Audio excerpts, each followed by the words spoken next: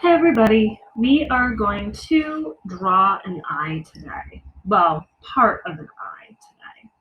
This is how we're going to start. I want you to look at your entire page. You should just have, in your sketchbook, your page.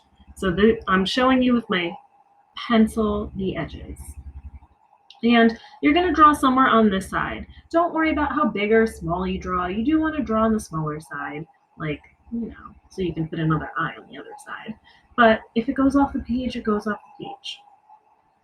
The other thing is I'm using a photo. I'm using a photo so it's easier for you to understand and see exactly what I see. I want you to set yourself up with a mirror, whether that means you're sitting in front of a full-length mirror at home, whether you have some sort of face mirror that you can line up on your desk, so you can look at your eyes, your nose, your mouth during this process. Set it up on your desk, on a table, wherever you want. The key is you want to be able to look up, and you don't want to have to move your head to the side and then move your head to the other side, like move your head back and forth. You only want to move your eyes when you're looking. Just like we do with the owl, only move your eyes. So set yourself up like that and come back. Now that you're back, we are going to get started. I want to just talk about the parts of an eye. I'm going to draw some 5th grade eye level up here. So here is my lash line. That's where your eyelashes grow out of, top part of your eye.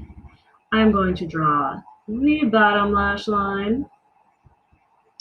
And I'm going to then draw the iris. That's the colored part of the eye. I tend to mix it up with the pupil. Pupil is the black part of the eye. And another thing that's going to make your work look less 5th grade is this thing called a tear duct. That's that part right here. When you look in the mirror, it's going to be like pinkish, and that's where your tears come out. Then we have your crease. That is the part that shows your eyelid. You have your eyelashes. And you have your eyebrow. Those are the different parts. So let's get started.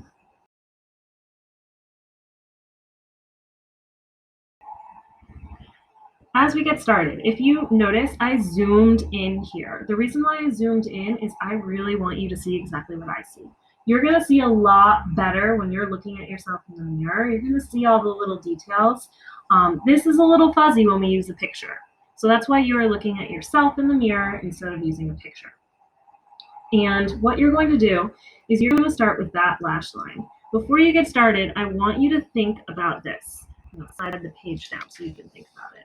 Is I want you to think about the lash line and how it bends like a line graph. So here's your graph, and the way your lash line goes up and down can vary depending on you. Some people's lash lines, that line increases really quickly and then goes down kind of, gradually. Some people, that line increases very slightly and then it goes down very slightly. It all depends on you, and that's the difference by paying attention to the way that line goes up and down. So let's look at Jennifer Aniston's eye. And hers is kind of average. So it increases a little bit. So I'm going to do that first. And then it decreases at a normal rate. I'm going to try to look and adjust as I draw right now. If something's way off, and you can see it when you're looking at that lash line and what you drew on the page, adjust it. What I do sometimes is I take my pencil and I go like this. And if you notice, I'm trying to connect the pencil like in a horizontal line and the tear duct on this side to the corner of the eye. I'm looking at the height of the corner of the eye. It's higher than the tear duct. So that means when I go like this and I do a straight line, this side should be a little bit more lifted. My eraser is not so hot, so bear with me. So again, I'm going to just show you what I'm talking about. So the outside corner of the eye goes up, and it ends a little up here as well. I have a straight line. I'm going to darken for you. And that's how I figured that one out before erasing. The next thing I'm going to do is I'm going to do that lower lash line. I tend to start from the corner.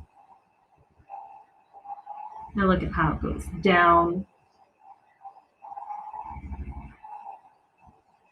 And I draw that in. Make sure you're completely happy with this. And you're ready to do the tear duct. The tear duct is a funky triangular shape. So I'm going to draw that just the way I see it. I'm going to look and compare. The angle is down too much, so I'm going to adjust the angle.